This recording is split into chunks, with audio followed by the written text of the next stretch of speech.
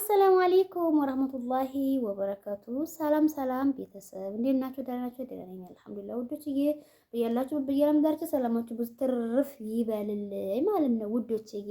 እና ሰሞኑን የምንሰማው ዜና ሱብሃንአላህ ወላሂ በጣም የሚያሳዝን ነው። ዋለ ራሴ የሚያስብልበት ጊዜ ላይ ነው ያለ ነው ማለት ነው። እና አንዲት የማዳም ቅመም እህታችን ህይወቷን አጠፋች በመዳም ቤት።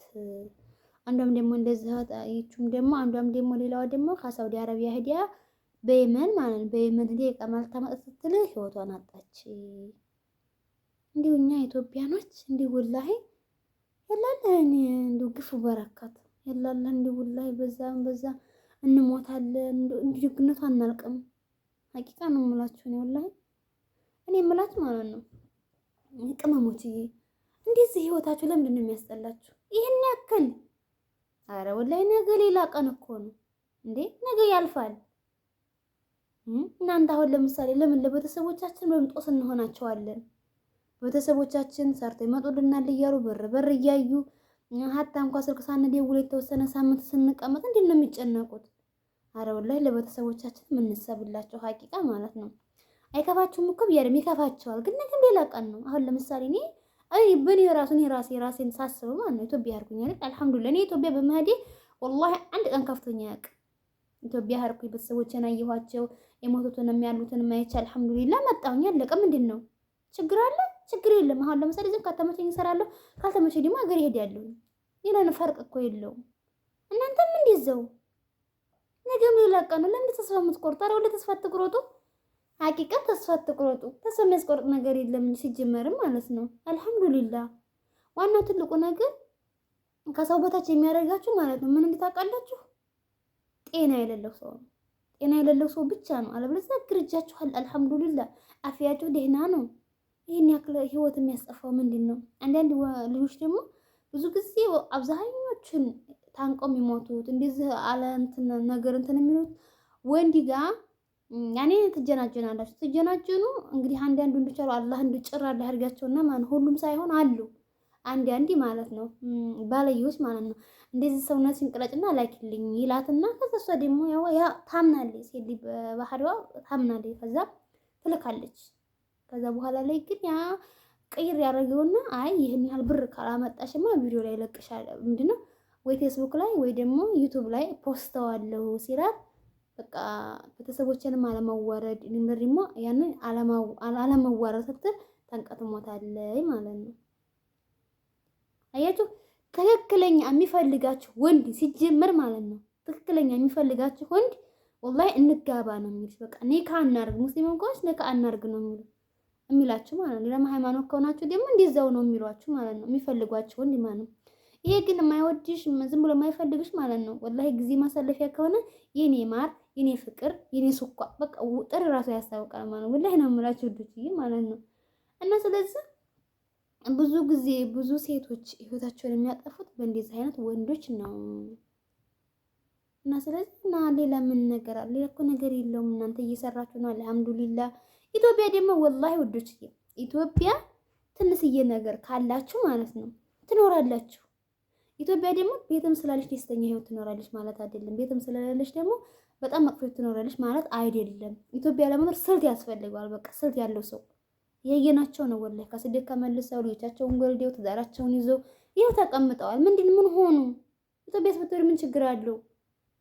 ፈተና ደግሞ ግድ ነው ወላሂ የሰው ልጅ መፈተን። አሁን ወርቅ ተፈትኖ ወርቅ እንደሚሆነው ሁሉ የሰው ልጅ መፈተን አለበት። ወርቅ አሁን እንደገና እንትን ሆኖ ቃልጦ ነው ወርቅ መሆኑም የሚለየው ማለት ነው። የሰው ልጅም እንደዛ ነው። እና ብትፈተኑ ምን ችግር አለው? ህይወት ማጥፋት ደረጃ አትድረሱ። ህይወታችሁን አታጥፉ። አላህን ፍሩ። ወላሂ አላህም ጋር ካጣልታችሁ ለራሳችሁ እንትን ብላችሁ እሱ የሰጠንን ነፍስ እሱ በፈለገ ሰዓት ይውሰዲያት በፈለገ ሰዓት እንጂ እኔ ለራሴ አውዝ ቢላሂ ምን ሰይጣን ረጅም ወላ ሐውለ ወላ ቁወተ ቢላሂ ወላሂ እንዴ ሙስሊም ከሆናችሁ ረካቴን ስግድ አድርጋችሁ ወደ ቀልባችሁ መመለስ። መጀመሪያ ቀልብ አሁን ምንድነው እኔን የምትሉኝ? ወደ ቀልብሽ ተመለሽ አይደለም የምትሉኝ? እናንተ ራሱ ወደ ቀልባችሁ ተመለሱ።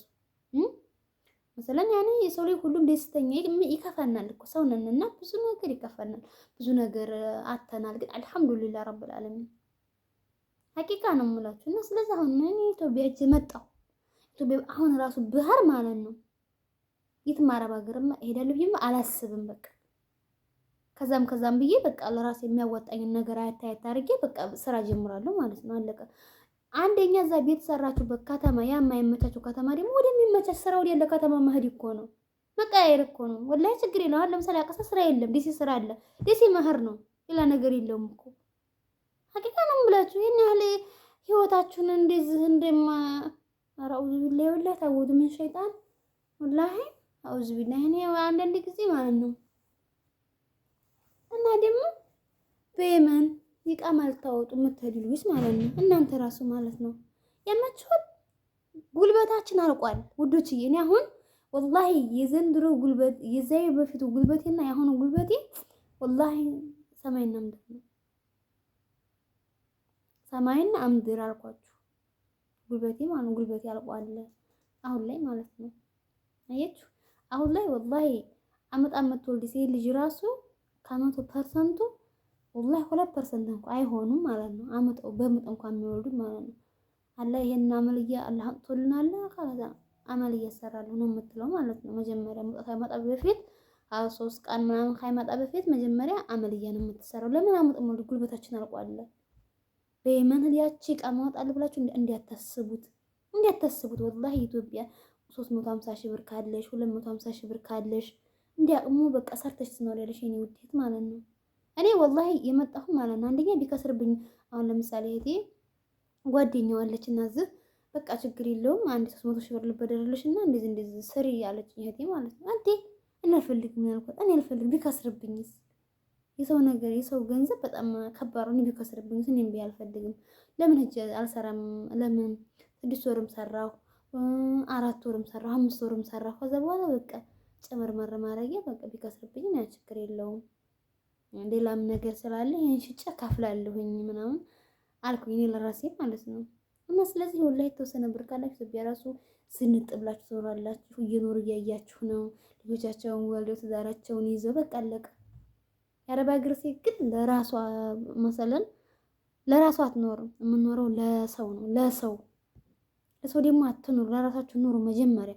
እኔ ከዛሬ ጀምሬው ለራሴ ነው የምኖረው። በቃ ራሴ አለሁልህ። ታንቆ መሞት ምናምን እንደዚህ መጀመሪያ ለራሴ ጊዜ ስጪ ሀቢብቲ። በቃ አንቺ ደስተኛ ሁኒ። የሴትዮውም ልጅ እኮ ነገር ሃይቶሽ ምናምን ጥሎሽ ይሄዳል።